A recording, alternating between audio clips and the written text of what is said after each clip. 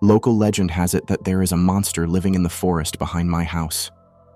We moved into the last house on a dead-end street just outside the small town of Farlow last week.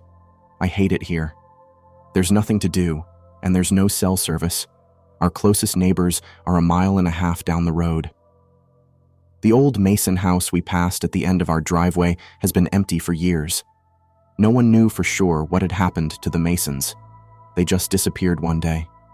At least, that was according to the real estate agent that had shown us around last month.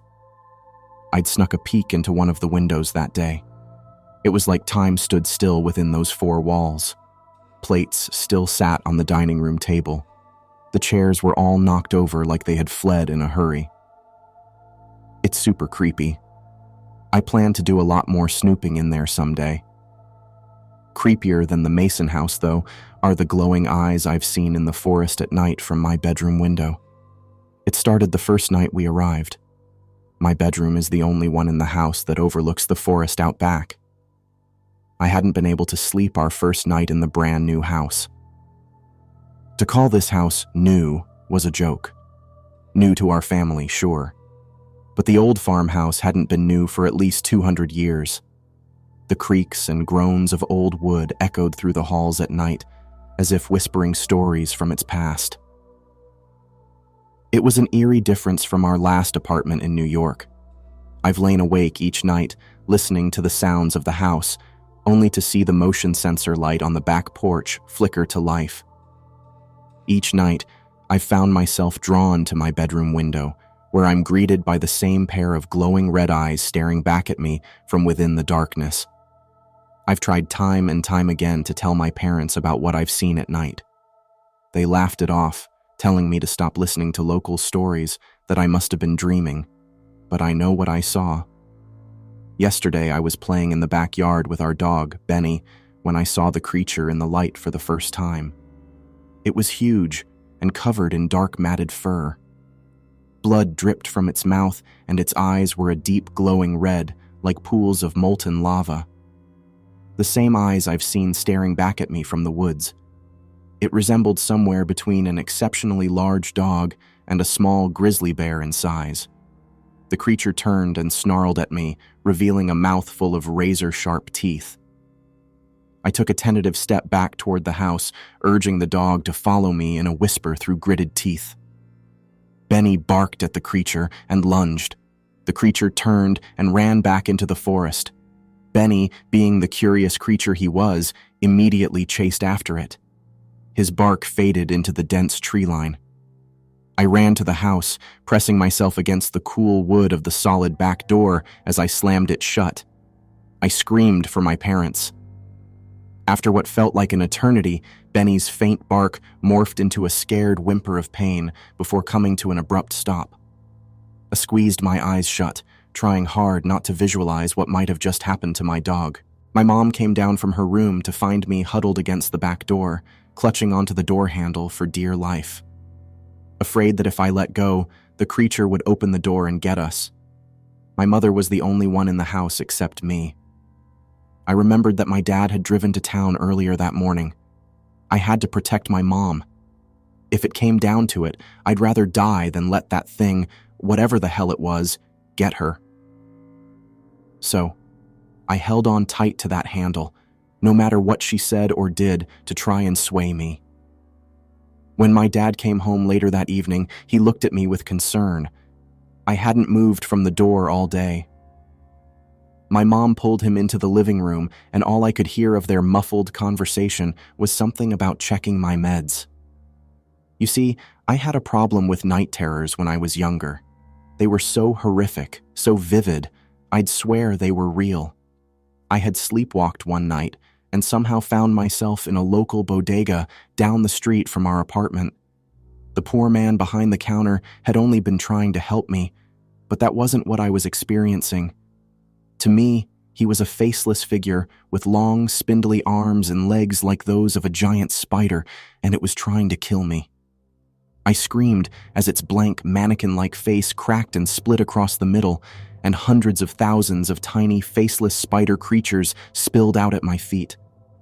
The army of creatures proceeded to flood over my body, eating me alive. I grabbed whatever I could find, bottles, cans, anything, and smashed and pummeled those damn spiders. Except there weren't any spiders creatures. I spent a year on a psych ward for troubled youth after that. The bodega owner had made a full recovery and thankfully didn't press charges. The day I was released with a clean bill of health and brand new meds in tow was the day my parents announced our move to Farlow. "What's wrong, son?"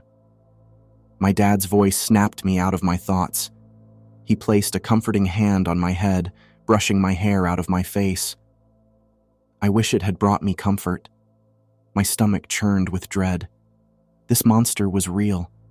I knew it was real.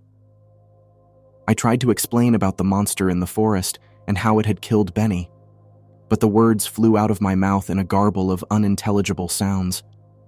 I could tell he wasn't believing anything I was saying. I looked at my mom hovering in the doorway between the living room and kitchen.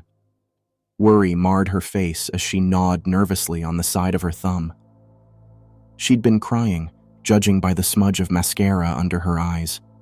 I realized in that moment, they thought it was all happening again. Their baby boy had officially hitched a ride on the crazy train. I sound insane. I could hear it now. Closing my eyes, I took a deep, cleansing breath. I had to calm down, or there was no chance they'd ever believe me, and sooner or later, they'd send me back to the psych ward. I had to approach this another way. I had to find proof. "I'm sorry," I managed. My voice was hoarse from my earlier screaming. Opening my eyes, I met my dad's concerned gaze and tried my best to give him a reassuring smile. "I must have forgotten to take my meds with the move and everything. I'm sorry." I could see the instant relief on my dad's face as the lie washed over him. The tension in my mom's body eased as well. This was for the best, I told myself. "Your mother and I haven't wanted to bug you about taking your meds, bud. But it is important that you do, for your own safety and well-being more than anything else." He heaved a sigh and gestured between my mom and himself. "We should have asked when you started talking about those damn eyes in the forest. We're sorry." Mom approached, caution still evident in her movements. She carried a glass of water in one hand and my pill bottles in the other. "Here you go, sweetie," she said, offering my pills first. "We all need a good night's rest at this point." I took my pills and let my mom lead me up to my bedroom. My dad promised we'd go out and look for Benny tomorrow. Little does he know, I have no intentions of letting him go into that forest. I have a plan. Last night, I ventured out into the forest behind our recently purchased house in Farlow. I'd been so determined to prove to my parents that the monster I'd seen the day before was in fact real. I had no idea that what I might find would be even more terrifying than I first imagined. My dad had been called into work that morning, so our hunt for Benny needed to be postponed. My dad was sure he'd come home when he was hungry. That was fine with me. I didn't want my parents anywhere near the forest. I spent the day helping my mom around the house and emptying boxes. I'd been given the tedious job of finding places for the various knickknacks she'd collected during her traveling years before I was born. Believe me, this was a huge undertaking. My mom's collection rivaled that of a small museum. Shelves, countertops, tables were all lined with mugs, vases, miniature crystal figurines. You name it, she's collected it. By the time I'd finished, the sun had already begun to dip behind the trees in the backyard. My mom had been in the kitchen prepping for dinner for the past hour. She was making her famous fried chicken, a family favorite. My stomach growled. I hadn't eaten anything all day, and my stomach was in knots over my plans for that night. My dad arrived home around 6, just as dinner was being served. He made some cringe-worthy joke about following his stomach home because the food smelled so delicious. Mom and I rolled our eyes at each other as we all sat down to eat. Once we were done with dinner and we'd sat down to watch a movie as a family, I excused myself and headed up to my bedroom. Step 1 of the plan was underway. I'd pretended to be asleep when my parents finally came upstairs an hour or so later, checking in on me before heading to bed themselves.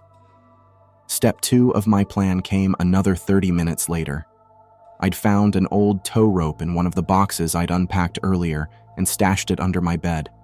I grabbed it, sneaked out of my room, and headed towards my parents' room at the other end of the short hallway. I pressed my ear to the door. I could hear the gentle sounds of their breathing. They were asleep. I unraveled the rope and used it to tie my parents' bedroom door handle to that of the bathroom, trapping them in their room.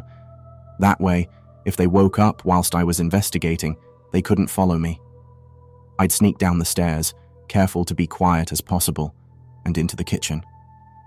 I grabbed a flashlight out of the cabinet drawer next to the back door and headed out into the crisp night air. Slowly, I moved toward the forest, avoiding the motion detector. High in the sky, the full moon cast an eerie glow across the backyard. I paused to take in my surroundings when I heard twigs snapping behind me. I spun back toward the house, my heart leapt in my throat with a squeal that embarrassingly escaped my lips. My parents stood there. Even in the darkness, I could see the mix of concern and frustration on their faces. The moonlight added an extra creepy touch to the moment. My plan wasn't as foolproof as I had hoped. "Nice try," my dad said, holding the rope in an outstretched hand. "Door hinges are on the inside of the room for future reference." "What are you doing out here?" my mom asked. She wasn't happy. Her arms were folded across her chest and her jaw was clenched. Before I could answer them, a blood-curdling scream pierced the air. I couldn't even process what I had heard. Mom reached out and pulled me into her arms, squeezing me tightly against her. Dad stepped between us and the forest as if he'd somehow morphed into a human shield. "Honey, go get my shotgun," Dad whispered over his shoulder to my mom. I could feel my mom tense at my dad's request. Another scream echoed all around us. I knew I wouldn't be able to stop my dad from venturing into the forest now, so now I had the challenge of letting me come with him. My dad eventually gave in after much coercion against my mother's wishes. Together, we entered the forest. It was even darker and more foreboding than I had imagined. We walked for what felt like hours, but couldn't find anything. Finally, we came to a clearing. A small cave protruded from the steep incline at the far end of the open area. Dad instructed me to wait while he inspected the area ahead. So, whilst I waited for him to return, I patrolled the tree line, scanning back and forth with my flashlight for evidence of the monster. Suddenly, my foot caught on something hidden in the underbrush. I shone my flashlight at the ground and caught a glimpse of the same reflective material that had once made up Benny's collar. I bent down to pick it up, but it was snagged on something else that I couldn't quite make out. I gave the collar a tug, losing my footing in the process. Holding onto the collar, it caused whatever was caught on it to shift. It came tumbling out of the brush and landed on top of me as I fell backwards into the forest. My flashlight fell from my hand, rolling several meters to my right. The smell hit me before I even had the chance to open my eyes. The putrid aroma of decay. A scent I'd had the displeasure of smelling once before when our neighbor's old cat had snuck into the walls of our apartment to die. Something began to drip against my cheek, bile rising in my throat. Against my better judgment, I opened my eyes, coming face to face with Benny's mutilated and bloodied corpse. I opened my mouth to scream. Before I could make a sound, my dad was there, hauling me to my feet and covering my mouth with a calloused hand. In the center of the clearing stood the creature. It was the most terrifying thing I had ever seen. Unlike the other day, the creature now stood on its two hind legs, making it appear far larger than I'd initially thought. The creature was dragging something behind it. It was a human body, and it had been mutilated beyond recognition. I couldn't tell if it was a man or a woman, but I knew that whoever it was, they didn't deserve to die like that. The creature dragged its victim into the cave, and we ran for our lives. We ran faster than we had ever done before, and we didn't stop until we were safely back home. Dad had my mom call the police from the landline when we made it through the safety of the back door. He then hurriedly ran around the house checking all doors and windows. It didn't take long for 2 police cars to arrive in our driveway. They spoke to my dad for a few minutes before 3 of the officers followed him into the forest. The 4th officer came inside and led my mom and I into the living room for a chat. Minutes turned into hours.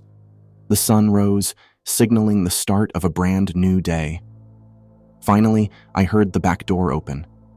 The officers piled into the living room after my dad. They had searched all night and never found any trace of the clearing, the cave, or even the body we'd seen dragged off into it. There'd also been no sign of Benny either. I know what I saw, and now my dad has seen it too. I heard him talking to my mom after the officers left. Now he's the one with a plan, and I want in.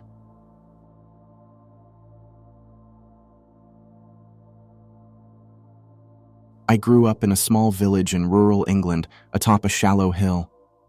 The street I lived on was quite narrow, barely wide enough to allow 2 cars to pass, which, even then, always took 1 car to drive up onto the grassy verge to let the other through. There weren't many houses on my street, with it being a quiet outer village route that led onto a narrow stretch of road through a few miles of forest toward the next village over, with every house separated by hedge or trees. The road had a slight downhill gradient, with the peak at the junction next to the church, sloping down as the road traveled toward the forest where the street became only wide enough for a single small vehicle. My house was near the top of the road, a quaint 3-bed detached with a thatched roof. Most of the houses, similar to my own, were nothing out of the ordinary, except for the old house at the forest's edge. I had always found the house creepy, even when I was very young, as from the exterior it was obviously not lived in. There was never a car in its mostly grassed-over farm track driveway. I suppose that might have been difficult considering the old wooden gate across the front of it looked like it had not been moved in years, with the bottom wood panel effectively rooted to the floor by the foliage that grew around it. Not to mention the stench of wood rot that made the air while passing the house stagnant and stale. The house itself was an old 3-story brick-built farmhouse with wooden-framed windows and tiled roof, though much of the glass was missing, leaving vacant black voids that stretched into blackness, even in the daytime, in the face of the house. I knew it was old, as it had one of those round cement plaques built into the front of it that read 1780-something. I never got close enough to it to get a good look. We rarely passed the house, as to get anywhere else it was much faster to turn toward the church, travel further into the village, and then drive onto the main road. It was much wider than taking the forest road. Besides, meeting a car down there would result in having to reverse all the way back anyway. However, I had a friend who lived about half a mile into the forest, and because of how quiet the area was, my mum would let me walk there at the weekend and in the school holidays. We'd play in her back garden, and as I got older, played video games. That meant I'd always have to pass the old creepy house on the forest edge. I never plucked up the courage to get anywhere nearer to it than straight past the front gate toward my friend's house. I never spoke about my fear of the house to anyone, as I thought it would be embarrassing to admit that a load of old bricks and wood scared me. Whilst walking past the house in the evening, on my way home from my friend's house, I would often catch a glimpse of something moving across one of the upstairs windows, though it was the motion of something moving out of the view of the window that would catch my eye, and I'd always be too late to see what it was. I just assumed it was a bird or small mammal living in the place. There were certainly enough holes in it to let them in.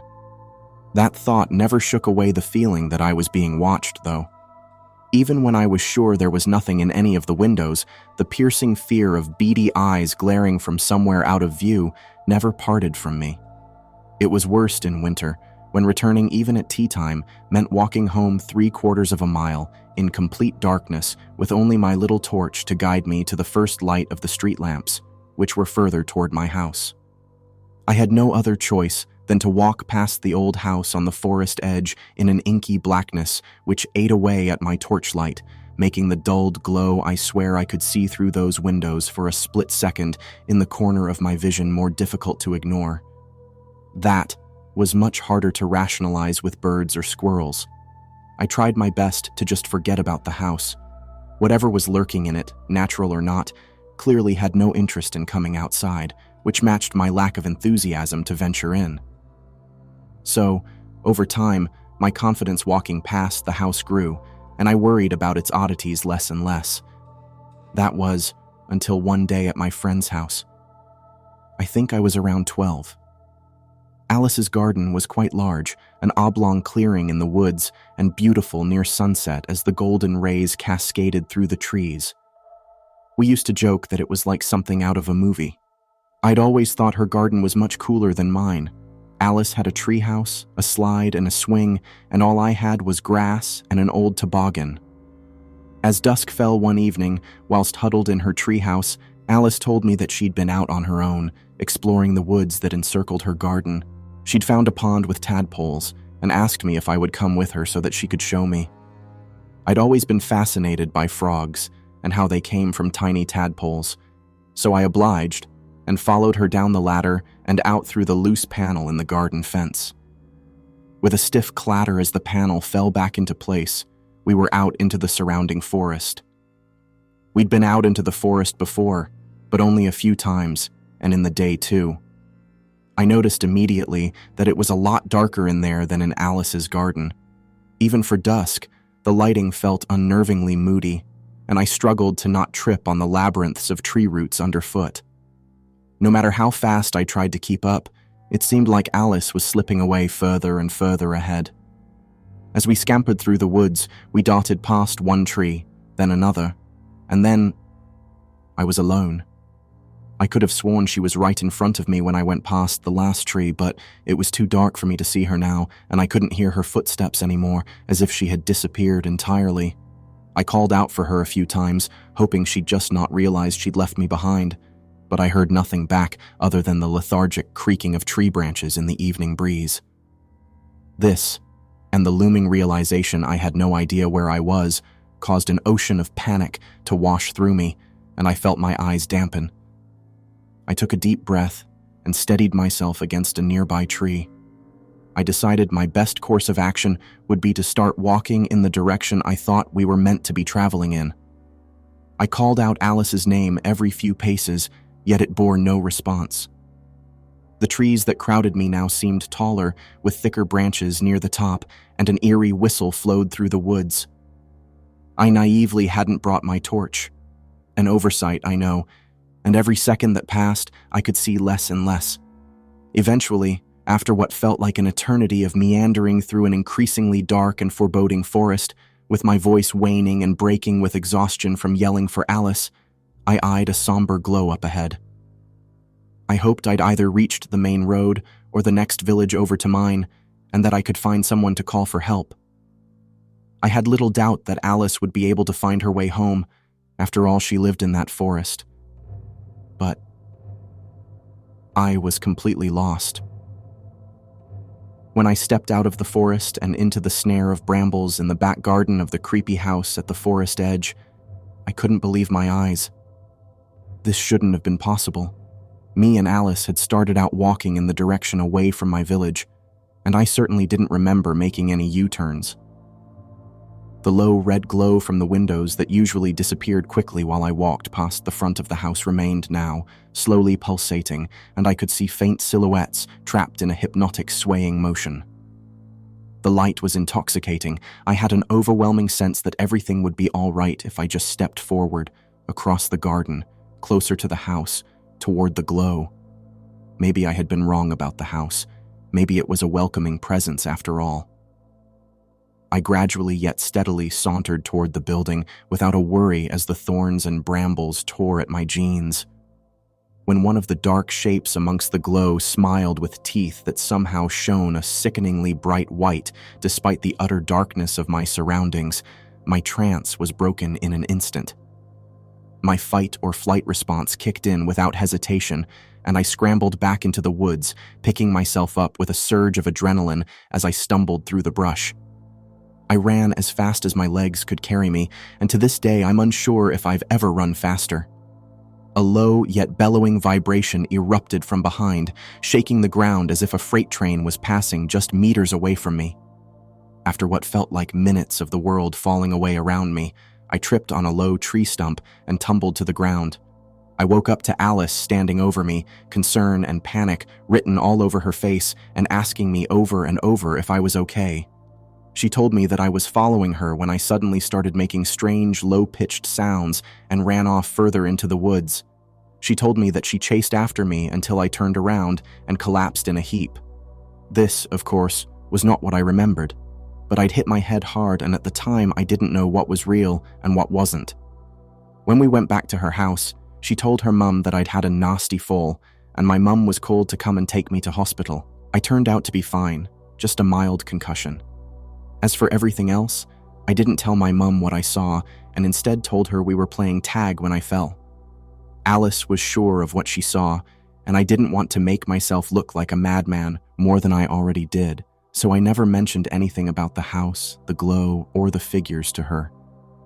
It never stopped freaking me out, though, and over time, I just tried to forget about the whole ordeal. It took me a long time before I was willing to walk near the old house again, so I asked Alice to come to my house for our hangouts for the next few weeks, using my head as an excuse.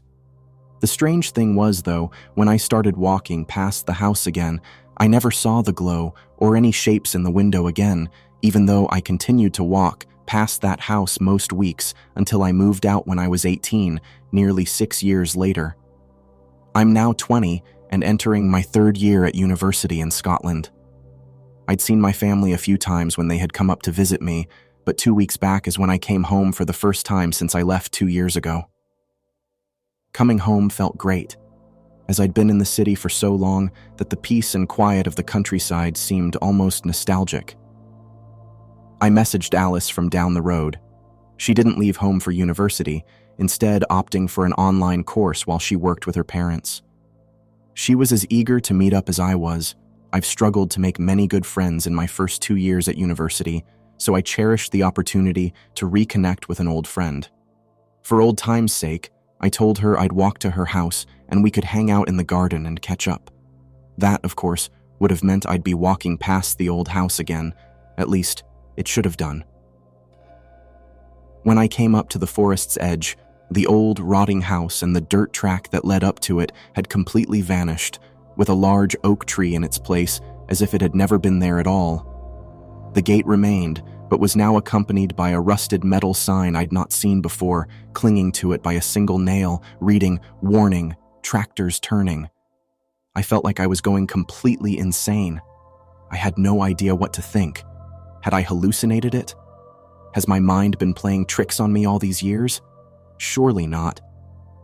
An overwhelming sense of bewilderment took over my thoughts, so much so I could barely focus on the conversation with Alice that I had been looking forward to all week. I had to tell her.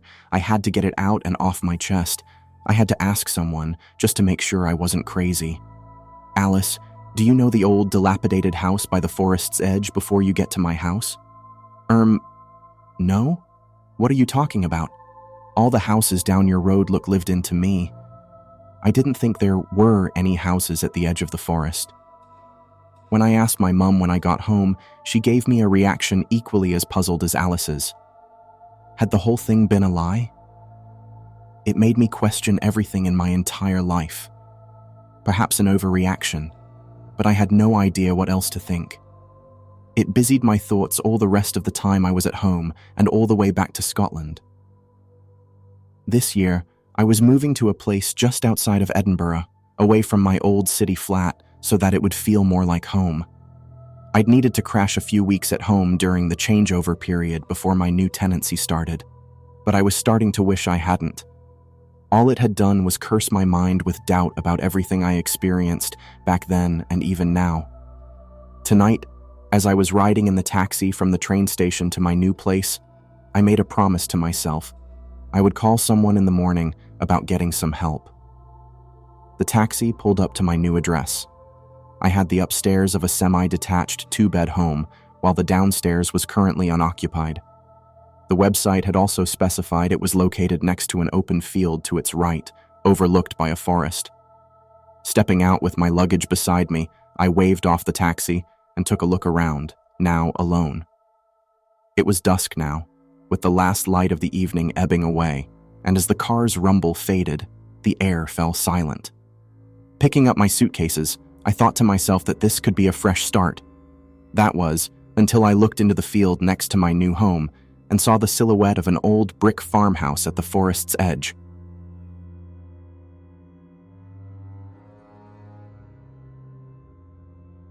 Every town has its legends, stories whispered around campfires and shared among friends. In my small town, nestled in the Appalachian Mountains, there was one legend above all: the Whispering Forest. For generations, tales of the forest have resonated with the locals. Its tangled woods, shadowy depths, and eerie stillness bred a sense of unease among the townsfolk who avoided the area at all costs. Growing up, I heard countless stories about the forest, how people would venture in and never return, their voices added to the whispers that haunt the trees. Others spoke of apparitions seen in the night, lost souls searching for escape. As I grew older, I was determined to investigate the truth of the forest for myself. It was a crisp October evening, and the sun had just begun to set. The sky was painted with shades of deep red and orange as the moon slowly rose, casting an eerie glow over the forest. Armed with a flashlight, a camera, and a healthy dose of skepticism, I approached the tree line. The moment I entered the forest, I could feel a change in the atmosphere. The air seemed colder, thicker, as if I was wading through a mist that clung to my skin. Despite the wind rustling the leaves above, the forest floor was eerily still. My skepticism slowly turned to unease as the forest seemed to close in around me. With every step, I could feel eyes watching me, following my movements. In the distance, I began to hear faint whispers echoing through the trees. At first, I dismissed them as the wind playing tricks, but they soon grew louder and more distinct. I couldn't quite make out what they were saying, but the voices carried an unmistakable sense of dread. Unable to resist the pull of the whispers, I ventured deeper into the woods. As I followed the voices, I noticed that the trees seemed to grow more twisted and contorted the further I went, their gnarled branches reaching out like desperate hands. The whispers grew louder and more frantic, filling my head with a cacophony of terrified voices. Eventually, I stumbled upon a clearing. In the center stood an ancient tree, massive and gnarled, its bark blackened and withered. The air around it seemed charged with an unnatural energy, and the whispers reached a fevered pitch. I could finally make out what they were saying. "Leave. Don't come any closer. Turn back." I hesitated, torn between curiosity and self-preservation, but the pull of the voices was too strong to resist. I approached the tree and, almost in a trance, placed my hand on its twisted trunk. The voices suddenly stopped. The silence was deafening. I could feel my heart pounding in my chest, adrenaline coursing through my veins. As I stared at the tree, it seemed to beckon me, urging me to discover its secrets. As I studied the tree, I noticed a small, hidden opening at the base of the trunk. It appeared to lead into a tunnel that twisted downward into darkness. My curiosity overwhelmed my fear, and I knew I had to explore it. I pulled out my flashlight and squeezed into the narrow tunnel. As I descended, the whispers returned, their voices a mix of terror and pain. The tunnel seemed to go on forever, the darkness pressing in around me, until finally, it opened up into a vast underground chamber. The room was lit by a faint, eerie glow, revealing countless human remains. Bones littered the floor, their bleached white surfaces etched with strange symbols. In the center of the chamber, a massive stone altar stood, covered in dried blood and surrounded by tattered remnants of clothing. As I took in the horrifying scene, the whispers grew louder and more urgent. A deep sense of dread filled my chest as I realized the truth of the legend. These lost souls were the victims of the Whispering Forest, drawn in by its sinister call, never to return. Suddenly, a bone-chilling scream echoed through the chamber, the sound resonating in my very bones. The ground beneath me began to shake violently, as if the earth itself was trying to swallow me whole. Panicked, I scrambled back toward the tunnel, my flashlight flickering and casting ominous shadows on the walls. The voices grew louder, more insistent, urging me to flee for my life. As I climbed back up the tunnel, the earth continued to tremble, and I could hear the forest above me groaning and splintering under the strain. I clawed my way out of the tunnel, and as soon as my feet hit the forest floor, I sprinted away from the clearing, the voices propelling me forward. Exhausted and terrified, I broke free from the tree line and collapsed onto the damp grass. Behind me, the whispering forest lay in ruins, its dark secrets buried beneath the earth, never to be discovered again. The townsfolk never spoke of the forest after that night. The ruins were left to be reclaimed by nature, and over time, the whispers faded from memory. But every so often, when the wind blows just right, you can still hear their voices, echoes of the lost souls forever bound to the whispering forest. And I, who once sought the truth behind the legend, am left with a haunting reminder of my brush with the darkness that lurks in the heart of the forest. I carry the burden of the whispers with me, a secret etched deep in my soul, never to be forgotten.